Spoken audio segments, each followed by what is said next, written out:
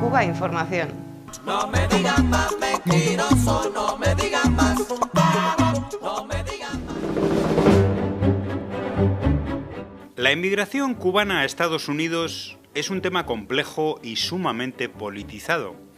Por eso, ¿qué medio nos informará de manera más profunda y equilibrada y con un mayor número de datos que nos permitan sacar nuestras propias conclusiones? ¿Un diario europeo como El País? ¿O una revista cubana como Alma Mater? Parece evidente, el medio cubano dará una visión parcial, esquemática y vinculada al gobierno, mientras el español aportará la necesaria distancia editorial. ¿A que sí? Veamos. Alma Mater publicaba una extensa entrevista a Antonio Aja, director del Centro de Estudios Demográficos de La Habana, que es un ente asesor del gobierno cubano. Este señalaba que las olas migratorias son un fenómeno multicausal y aunque remarcaba el carácter económico de la emigración cubana, un país pobre, no atrasado desde el punto de vista cultural, pero sí tecnológicamente, aclaraba que no es real solo este aspecto sin revisar otros elementos sociales, familiares, incluso de perspectivas políticas. Y en la raíz de las serias dificultades económicas de la isla, explicaba, está el bloqueo de Estados Unidos en una parte y la ineficiencia nuestra en la otra. En contraste, un reciente editorial del diario independiente El País, titulado Cuba se desangra, sentenciaba a un solo culpable del grave deterioro de las condiciones de vida en la isla, el agotamiento de un sistema centralizado, estatista e ineficiente, siendo el gobierno cubano el responsable de realizar los cambios de calado necesarios que permitan al país salir del agujero económico. ¿Y el bloqueo de Estados Unidos no es un cambio de calado necesario? ¿Para qué hablar de las sanciones y de la persecución del comercio, las inversiones, el turismo estadounidense, los créditos al desarrollo, la entrada de combustible o los acuerdos médicos de Cuba?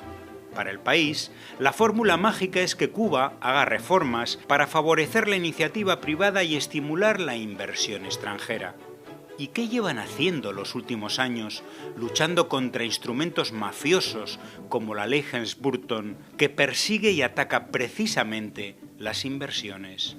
La prensa internacional nos dice con alarma que Cuba vive el mayor éxodo migratorio de su historia. Y ciertamente las cifras son mucho más altas que en épocas anteriores, pero ¿para qué mencionar causa y origen? La causa directa, más que evidente, es la gran crisis económica que sufre el país, en forma de desabastecimiento, inflación o apagones eléctricos. Y su origen, por el que la prensa pasa siempre de puntillas, está en la batería de 200 nuevas sanciones de bloqueo a todos los ingresos del país, por parte del Departamento del Tesoro de Estados Unidos, unidas a la falta de turismo en la pandemia. A esto súmese que Estados Unidos sigue aplicando un escandaloso privilegio migratorio a la población cubana mediante la Ley de Ajuste Cubano. Y recordemos quiénes están detrás de todo ello: el lobby de ultraderecha y el senador por la Florida Marco Rubio, arquitecto de la estrategia de guerra contra Cuba aplicada por Donald Trump. Estrategia que comenzó con el invento de unos supuestos ataques sónicos al personal diplomático estadounidense en La Habana, excusa grotesca para cerrar el consulado y suspender la entrega de visas. Golpeadas las condiciones de vida con las nuevas sanciones y la pandemia, la imposibilidad de emigrar legalmente a Estados Unidos fue la pieza clave en la estrategia macabra de Marco Rubio para cerrar todas las vías de escape y que estallara la caldera en la isla. Así es como llegaron las protestas de julio de 2021, que desde entonces han sido munición y argumento para el bloqueo. Por eso, cuando en diciembre de 2021 el gobierno de Nicaragua decidió conceder el tránsito sin visado a la población cubana y creció el flujo migratorio cubano por Centroamérica camino a Estados Unidos, Marco Rubio lo calificó como un acto hostil del régimen Ortega Murillo para instigar la migración masiva hacia la frontera sur de Estados Unidos y como una manera de bajarle la presión a la olla en Cuba.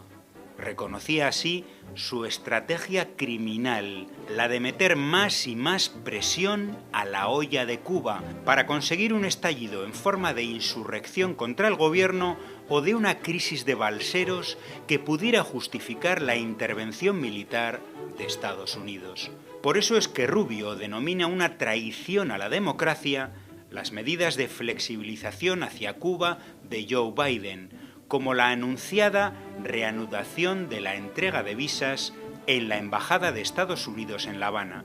Por eso su colega Mario Díaz-Balart ha condenado las conversaciones Cuba-Estados Unidos sobre migración, la expansión de viajes y el aumento de remesas, por ser una política errónea que legitima al régimen totalitario de La Habana para frenar así este flujo de migrantes. Hoy, después de 5 años de aplicación inmisericorde de las medidas contra Cuba en materia migratoria aprobadas por Donald Trump, que se reanude la entrega normal de visas y que se autorice el envío de remesas prohibidas en 2020 son un soplo de esperanza que hacen que Marco Rubio y los Patria y Vida se retuerzan hoy de impotencia y odio.